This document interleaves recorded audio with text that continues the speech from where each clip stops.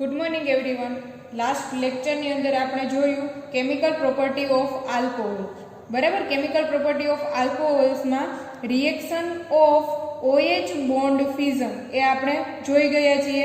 આજે આપણે જોવાનું છે reaction of CO bond fusion in reaction of a lone pair of electron on oxygen atom of alcohol। લઈ લઈએ reaction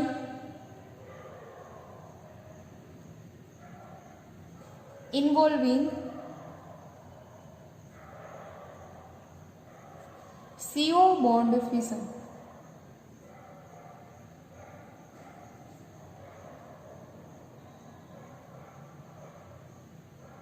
CO બોન્ડ બ્રેક થશે, બરાબર। ફ્યુઝન નો મતલબ થશે 2-2।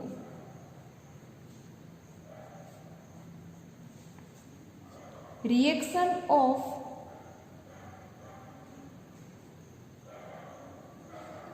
a lone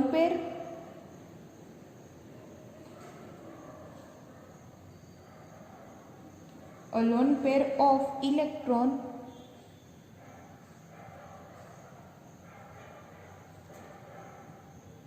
on oxygen atom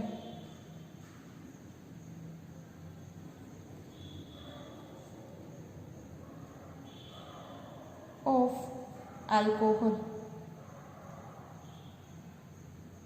CO bond fusion માં જ reaction of loan pair of electrons છે ઓક્સિજન એટમના, તે રિએક્ટ કરશે, બરાબર, સ્ટ્રોંગ એસિડ સાથે અને CO બોન્ડનું ફ્યુઝન કરશે। સો આપણે લખીએ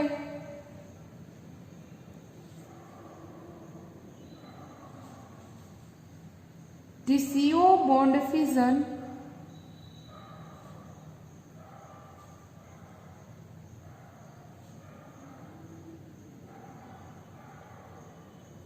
in alcohol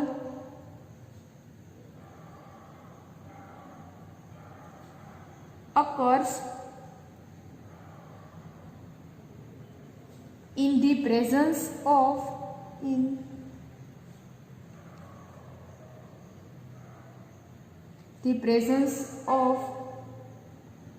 a strong acid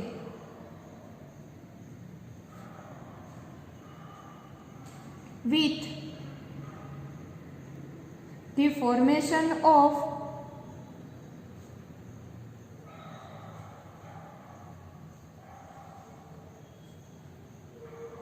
a stable carb cation, a stable carb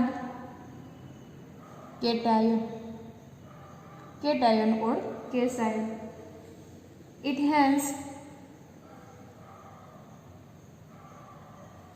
reactivity order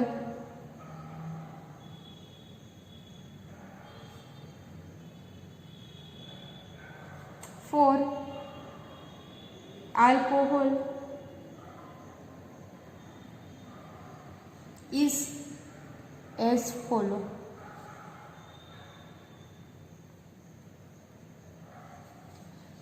જેમ સ્ટેબલ કાર્બ કેશન જનરેટ થશે તેમ તેની રિએક્ટિવિટી વધશે। So primary alcohol, secondary alcohol અને ટર્સરી આલ્કોહોલમાં ટર્સરી કાર્બ કેટાયન છે તે હાયર સ્ટેબલ હોય તો tertiary alcohol is higher reactive than secondary and then primary alcohol. So tertiary alcohol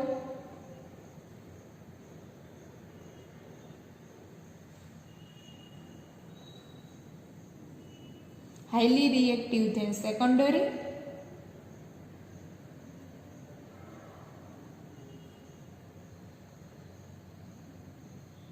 and primary alcohol। Secondary alcohol is highly reactive than primary alcohol।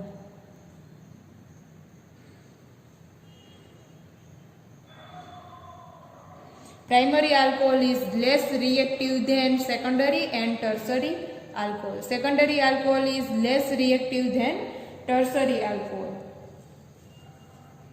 So લઈ લઈએ tertiary alcohol C।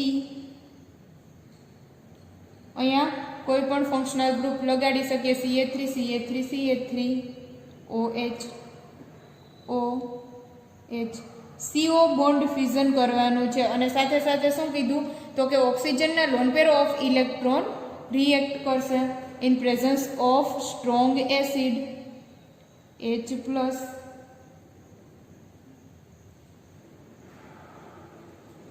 Loan pair of electron donate કરશે હાઇડ્રોજનને, બરાબર, અને હાઇડ્રોજનને પોતાની તરફ abstract કરશે. અહીંયા loan pair of electron donate કર્યા એટલે આની ઉપર ચાર્જ આવશે પોઝિટિવ. એ પોઝિટિવ ચાર્જની અંદર સ્ટેબલ રહી શકશે નહીં, એટલે કાર્બન અને ઓક્સિજન વચ્ચે જે બોન્ડ છે તેના lone pair of electron oxygen લઈ અને રિમૂવ થશે એટલે કાર્બન ઉપર ચાર્જ આવશે પોઝિટિવ. કાર્બ કેટાયન જનરેટ થશે. સી બાકીની વેલેન્સી કમ્પ્લીટ કરી દઈએ. ઓક્સિજને lone pair of electron donate કરી અને હાઇડ્રોજન સાથે બોન્ડ બનાવ્યો. બાકી એક હાઇડ્રોજન સાથે બોન્ડ છે, એક lone pair of electron as it is અને બોન્ડ બનાવ્યો છે એટલે એની ઉપર ચાર્જ આવશે પોઝિટિવ. હવે આ પોઝિટિવ ચાર્જની અંદર સ્ટેબલ રહી શકશે નહીં એટલે CO બોન્ડ ફ્યુઝન થશે. આના લોન પેર ઓફ ઇલેક્ટ્રોન લઈ જશે ઓક્સિજન.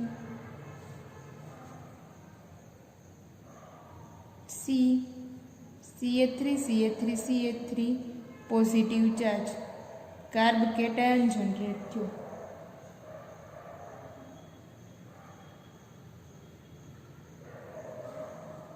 પ્લસ H2O અથવા તો અહીંયા લખી નાખીએ માઇનસ H2O, બરાબર. જો રિએક્શન એરો ઉપર લખીએ તો માઇનસના ફોર્મમાં લખવાનું, જો સાઈડમાં લખીએ તો પ્લસના ફોર્મમાં લખવાનું. વોટર મોલેક્યુલ રિમૂવ થશે. ચાલો હવે જે આ કાર્બ કેટાયન જે જનરેટ થયો તે રિએક્શન કરશે હેલાઇડ સાથે, બરાબર.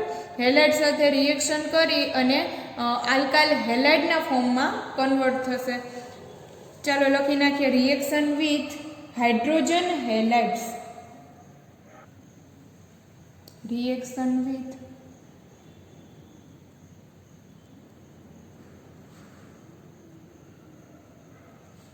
Hydrogen halide HX.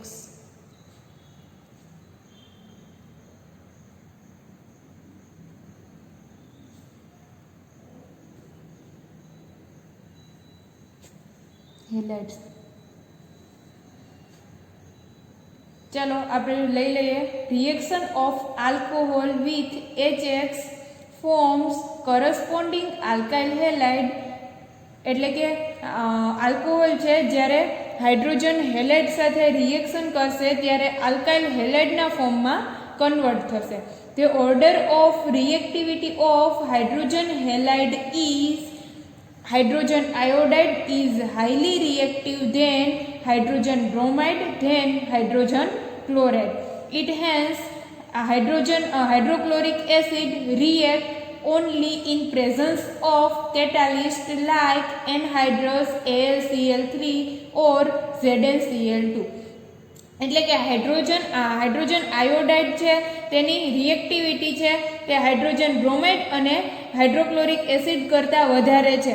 તેથી હાઇડ્રોક્લોરિક એસિડ છે તેની જો આપણે HCl સાથે આલ્કોહોલની રિએક્શન HCl સાથે કરાવી હોય તો તે ઓન્લી કેટાલિસ્ટની પ્રેઝન્સમાં રિએક્શન કરશે. કેટાલિસ્ટ તરીકે આપણે યુઝ કરશું AlCl3 or ZnCl2. In case of HI or HBr એટલે કે હાઇડ્રોજન આયોડાઇડ અને હાઇડ્રોજન બ્રોમાઇડના કેસમાં કેટાલિસ્ટની રિક્વાયરમેન્ટ નથી. સો આપણે લખીએ reaction of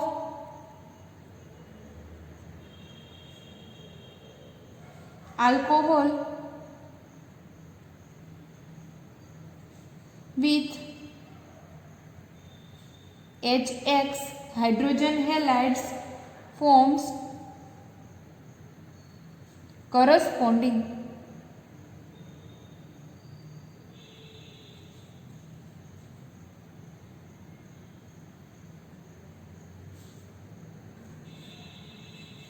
alkyl halide.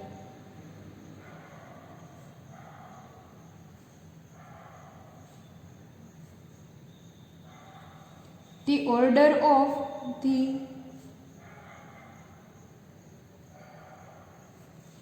order of reactivity of HX is HI, hydrogen iodide is highly reactive than HBr, than HCl. Hence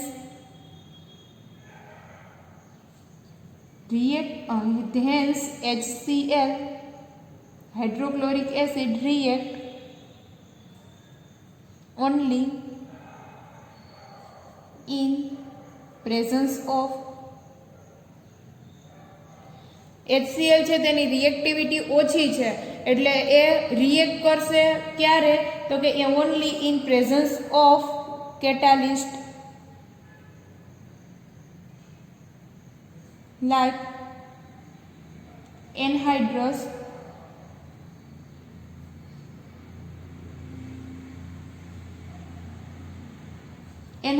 નો મતલબ થશે water molecule present ન હોય એવું સૂકો anhydrous AlCl3 or ZnCl2 in case of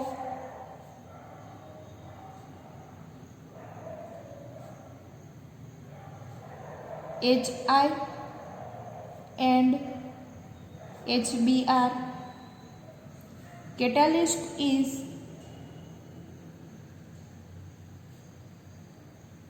not required.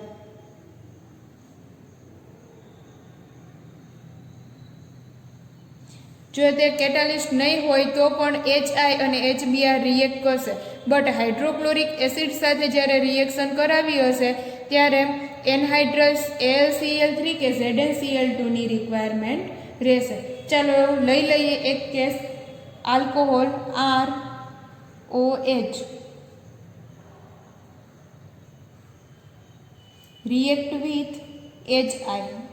અહીંયા કેટાલિસ્ટની requirement નથી બરાબર અને ડાયરેક્ટલી રિએક્ટ કરશે RI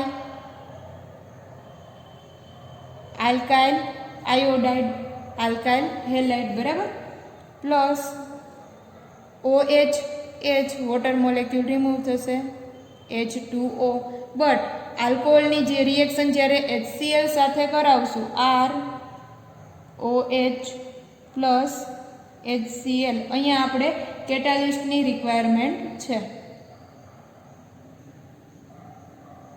જો અહીંયા કેટાલિસ્ટ નહીં હોય તો આ રિએક્શન આપશે નહીં. catalyst AlCl3 aluminium chloride or ZnCl2 zinc chloride RCl plus H2O alkyl iodide alkyl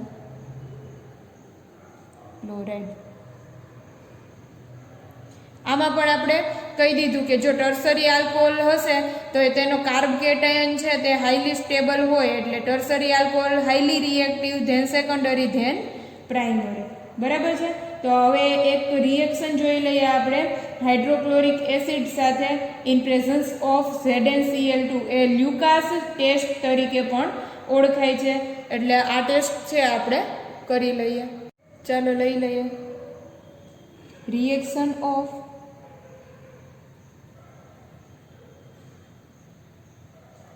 HCl hydrochloric acid in presence of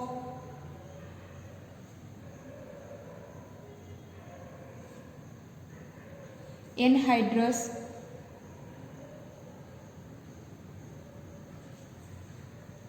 ZnCl2 Lucas test.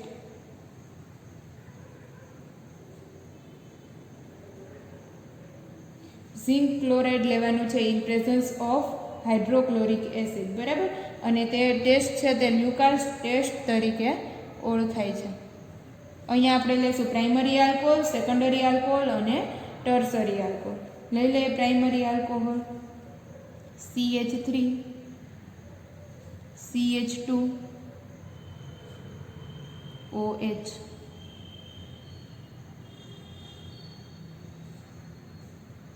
React with hydrochloric acid in presence of ZnCl2.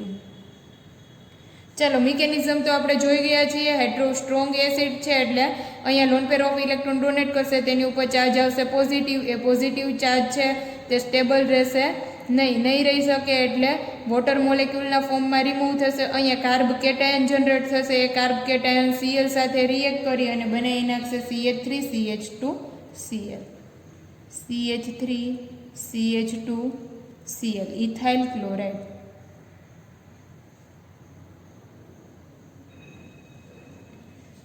અને remove થશે H2O, water molecule remove થશે. લઈ લઈએ secondary alcohol. અહીંયા લઈ લઈએ, લખી નાખીએ ઇથેનોલ. લઈ લઈએ secondary alcohol CH3OH in presence of HCl, hydrochloric acid. React with hydrochloric acid in presence of ZnCl2. Zinc chloride. Lone pair of electron હાઇડ્રોજનને પોતાની તરફ એબ્સ્ટ્રેક્ટ કરશે, બરાબર. પોઝિટિવ ચાર્જમાં સ્ટેબલ રહેશે નહીં. કાર્બન અને ઓક્સિજન વચ્ચેનો બોન્ડ બ્રેક થશે. CO બોન્ડ ફ્યુઝન થશે. વોટર મોલેક્યુલ રિમૂવ થશે H2O અને બનશે CHCl, CHCl, ચાલો CH3 બરાબર. આટલું જે ફંક્શનલ ગ્રુપ હોય તો આપણે તેને કહી શકીએ આઇસોપ્રોપાઇલ ફંક્શનલ ગ્રુપ. અહીંયા ક્લોરીન અટેચ થયેલો છે એટલે આપણે આ જે છે કમ્પાઉન્ડ એને કહેશું આઇસોપ્રોપાઇલ ક્લોરાઇડ.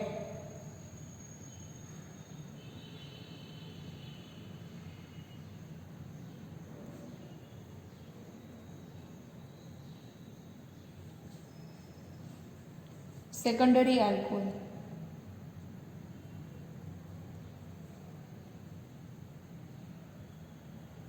હવે લઈ લે tertiary alcohol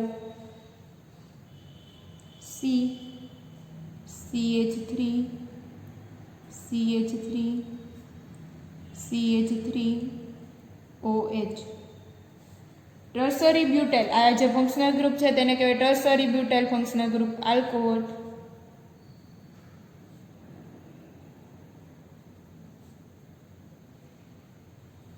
tertiary butyl alcohol or tertiary alcohol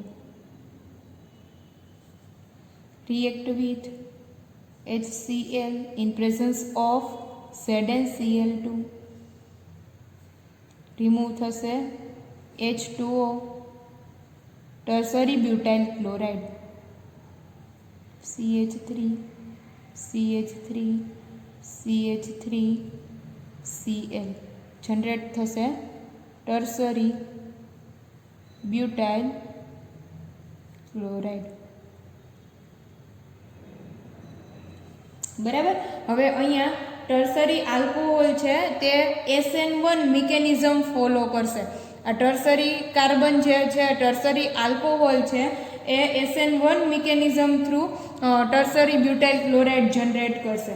જ્યારે પ્રાઇમરી આલ્કોહોલ છે તે SN2 reaction SN2 mechanism wise reaction follow કરશે.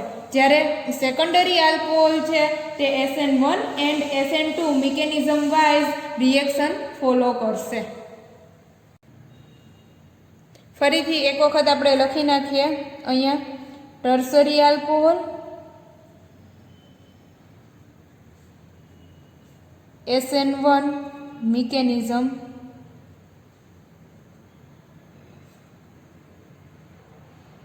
ફોલો. બરાબર. જ્યારે સેકન્ડરી આલ્કોહોલ છે એ SN1 એન્ડ SN2 બંને મિકેનિઝમનો રૂટ ફોલો કરે.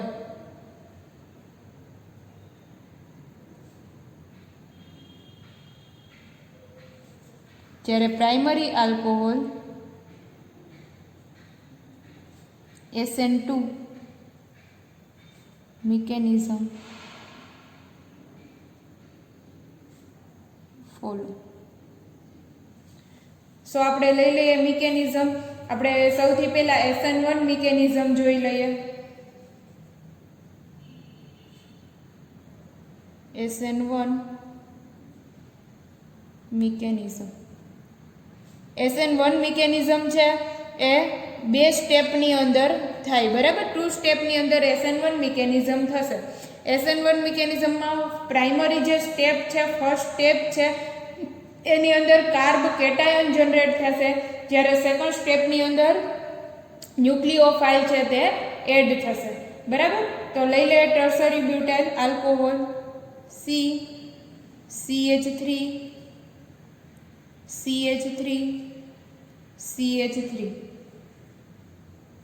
OH,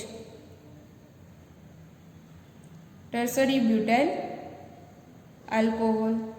tertiary butyl alcohol react with H+,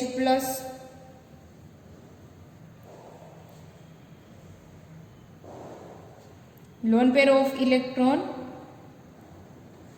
હાઇડ્રોજનને donate કરી હાઇડ્રોજનને પોતાની તરફ એબ્સ્ટ્રેક્ટ કરશે.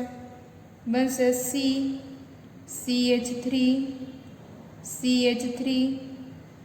CH3 OH, positive charge, lone pair of electron એક એસિટીસ. કાર્બન અને ઓક્સિજન વચ્ચેનો બોન્ડ બ્રેક થશે. Step number 2. અહીંયા આપણે સ્ટેપ નંબર 1 ને લખશું, protonation of tertiary butyl alcohol to give oxonium ion. લખીએ પ્રોટેક્શન ઓફ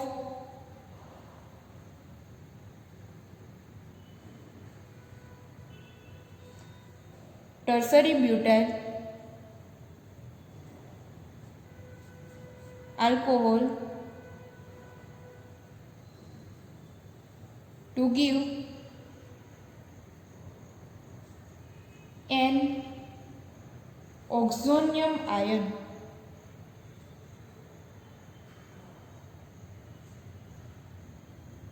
ફર્સ્ટ સ્ટેપની અંદર આપણે ઓક્ઝોનિયમ આયન છે તે જનરેટ કર્યો.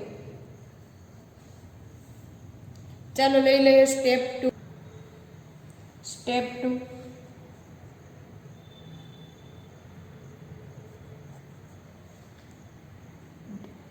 Dissociation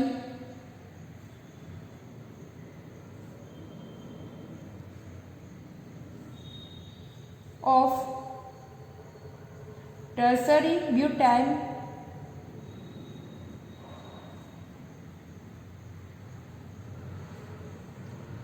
oxonium tertiary butyl oxonium ion to give carb cation.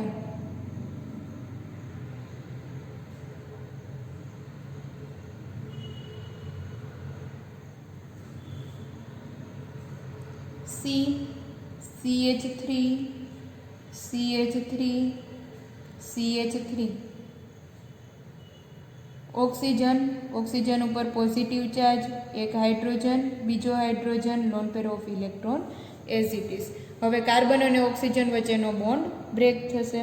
Positive ચાર્જમાં સ્ટેબલ રહેશે નહીં, એટલે લોન પેર ઓફ ઇલેક્ટ્રોન લઈ જશે ઓક્સિજન અને આ કાર્બન ઉપર ચાર્જ આવશે પોઝિટિવ, માઇનસ H2O બનશે CH3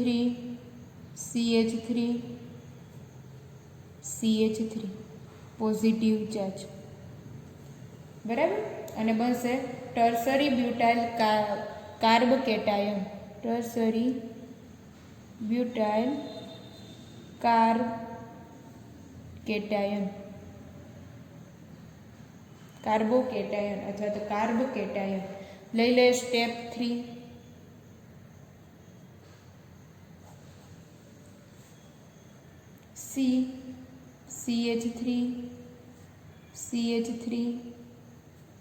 CH3 positive charge react with nucleophile Cl minus. CH3 CH3 CH3 Cl tertiary butyl chloride.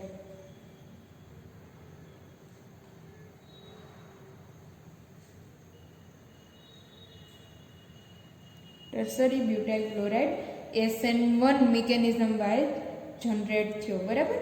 SN1 મિકેનિઝમમાં carb cation generate થશે અને ધેન ન્યુક્લિયોફાઇલ એટેક કરશે. ચાલો હવે આપણે પ્રાઇમરી આલ્કોહોલ છે તે પ્રાઇમરી આલ્કોહોલની SN2 મિકેનિઝમ વાઇઝ રિએક્શન જોઈ લઈએ. ચાલો લઈ લઈએ SN2 mechanism wise alcohol react with acid. SN2 રિએક્શનમાં આલ્કોહોલ યુઝ થશે primary alcohol CH3 CH2OH.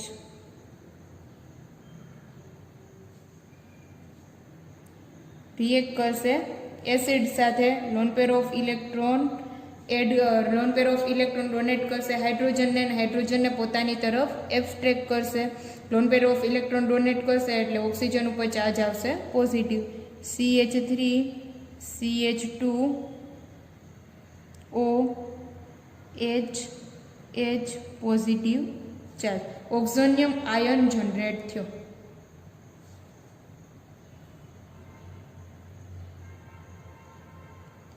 ઓક્ઝોનિયમ ion છે હવે રિએક્ટ કરશે ન્યુક્લિયોફાઇલ સાથે. ચાલો ઓક્ઝોનિયમ આયન જે જનરેટ થયો તે લખીએ CH3 CH2OH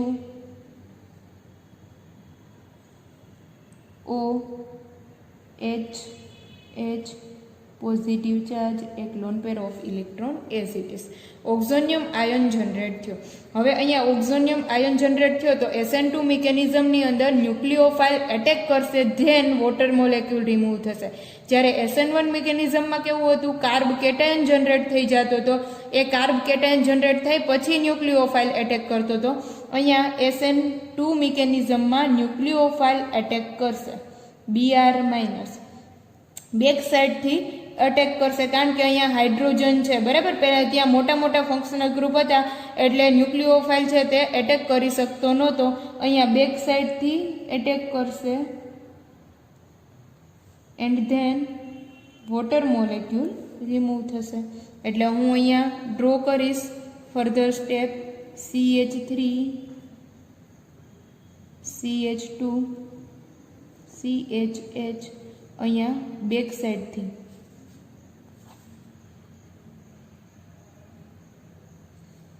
અટેક કર્યો Br OH lone pair of electron એક as it is positive charge. હવે શું થશે તો કે અહીંથી વોટર મોલેક્યુલ રિમૂવ થશે માઇનસ H2O બનશે CH3 CH2Br ઇથાઇલ બ્રોમાઇડ.